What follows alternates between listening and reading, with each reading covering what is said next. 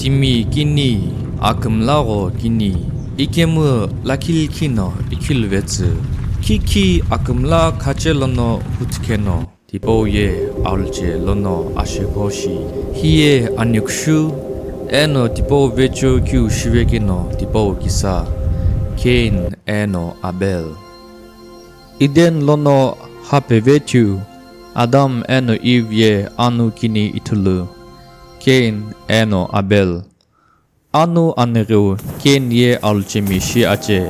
eno anu aitu Abel ye ambekyu shi ache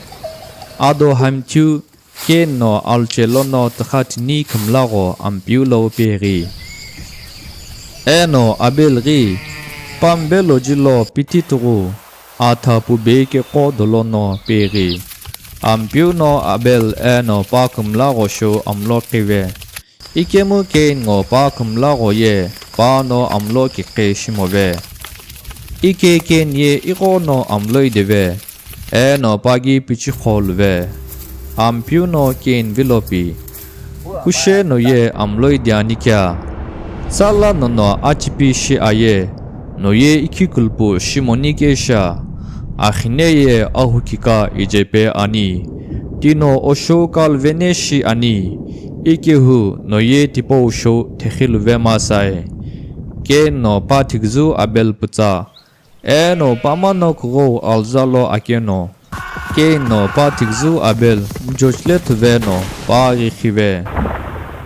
Titiu ampiu no Cain vilopi Otikzu Abel ye kili anikya Panopi niye mtai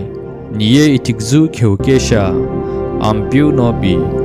noye kyu shiva akya otikzu jigaga huno airi lono ilaw igai kure ane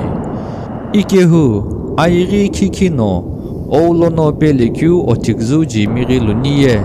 akchi khukogeno tipono itehiye omusinibai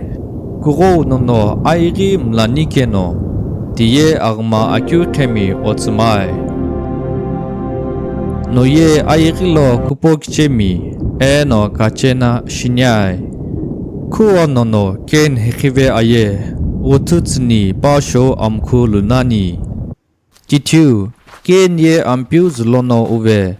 eno iden kipelaw not yegilo khusuve